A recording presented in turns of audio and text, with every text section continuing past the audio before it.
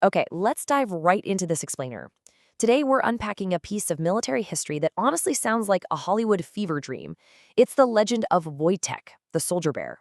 By the time we wrap up, you're going to see how an underdog animal protagonist literally transformed the morale of an entire army. It's a story that absolutely checks every single box: humor, heartbreak, and, genuine heroism. To truly grasp this, we've got to start with the sheer absurdity of the Battle of Monte Cassino. I mean, imagine you're an Allied soldier in Italy in 1944, right? The brutal reality of World War II is just all around you. Artillery shells are raining down, the noise in the trenches is absolutely deafening. And then, suddenly, casually strolling past you through the crossfire is a massive 500-pound Syrian brown bear, and he's carrying a 100-pound crate of live ammunition. I know, it sounds like a total myth, but this is cold, hard history. Part 1, the Happy Warrior's Origins. So Wojtek's incredible journey actually spans multiple countries and years. It kicks off with his beginnings as this orphaned cub in the mountains of Iran way back in the spring of 1942. Then we follow his wild adolescence growing up right alongside soldiers, leading right up to early 1944 when he was officially drafted. Yeah, drafted into the military. Our story begins with a pretty unusual transaction.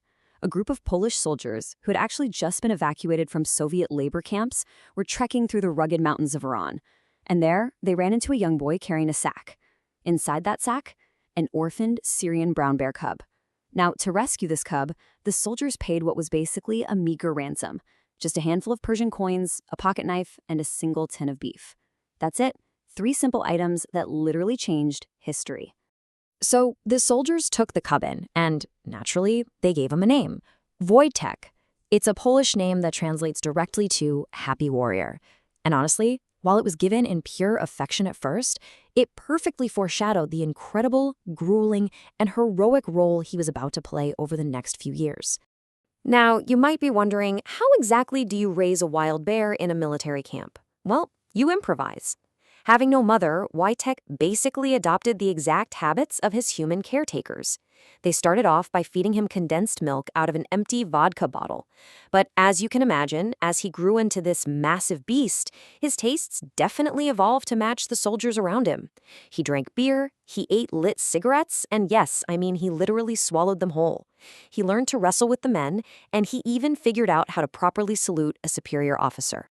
I know, it sounds straight out of a frat house comedy, but there's a really profound reality beneath all of this. See, these displaced Polish soldiers had lost their homes and their families to the war. So Wojtek wasn't just a pet, right? He was their morale. He was their makeshift family. I mean, think about where you find community in your own life during the darkest times. For these men who had lost absolutely everything, that hope, it came in the form of a bear.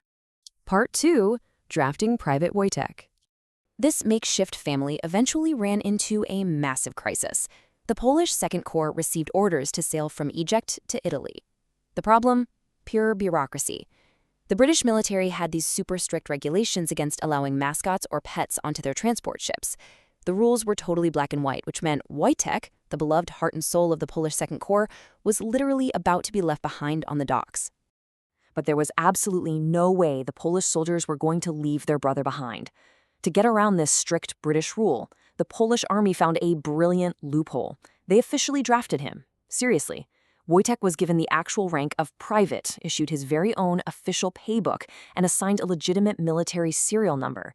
So on paper, he was no longer a pet. He was a legally enlisted soldier in the army. And with that official paperwork in hand, he boarded the ship to Italy. Part 3, Battle of Monte Cassino. All right, so we're in Italy now. The Battle of Monte Cassino. This was undeniably one of the toughest, most brutal battles of the entire Italian campaign. The Allies were struggling immensely to break through this heavily fortified German line, and the artillerymen were just totally exhausted. Well, Wojtek didn't just sit on the sidelines. Watching his human friends struggling to carry heavy crates under relentless fire, Wojtek actually stood right up on his hind legs, held out his paws, and motioned for them to hand him a crate. And keep in mind, inside those crates were massive 25-pound artillery shells. Just picture this in your mind for a second. For days, this massive bear actively hauled boxes of live explosives from the supply trucks directly to the artillery positions. He was navigating this incredibly rugged, highly dangerous terrain, all while under heavy enemy fire. And you want to know the most incredible detail from the historical record? He never dropped a single shell. Not one. Wojtek's actions were so undeniably heroic that they actually changed the identity of his entire unit. In recognition of his bravery, the 22nd Artillery Supply Company permanently changed its official emblem. The new badge, it featured a silhouette of a bear holding a massive artillery shell. This emblem is literally the ultimate proof, a tangible historical artifact confirming that this wild story actually happened exactly the way they say it did.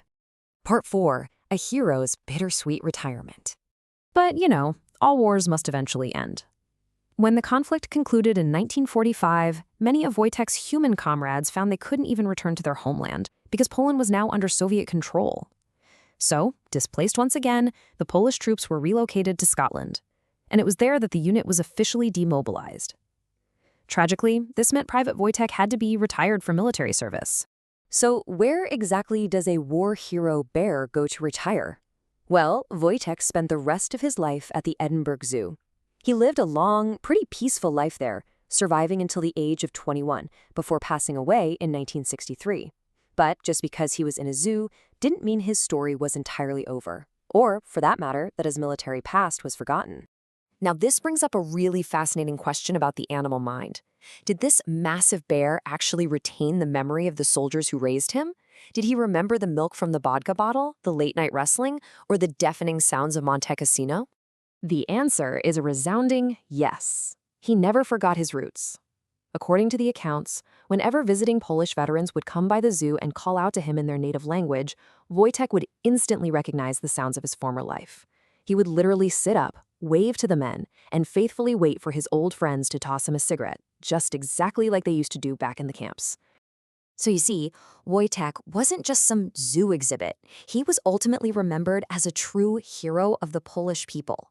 He cemented his legacy not just as a fascinating, almost comedic historical anomaly of a beer-drinking bear, but as a genuine, unbreakable symbol of hope for a group of men who had lost absolutely everything else. As we wrap up this explainer, I really want to leave you with a final thought. How does the sheer absurdity of a 500-pound bear carrying explosives in the trenches so perfectly capture the profound, unbreakable bonds of family forged in adversity? Wojtek was a happy warrior for sure, but more importantly, he was a brother to those soldiers. Thank you for exploring this incredible slice of history with me today. Keep asking questions and keep exploring the amazing stories our past has to offer.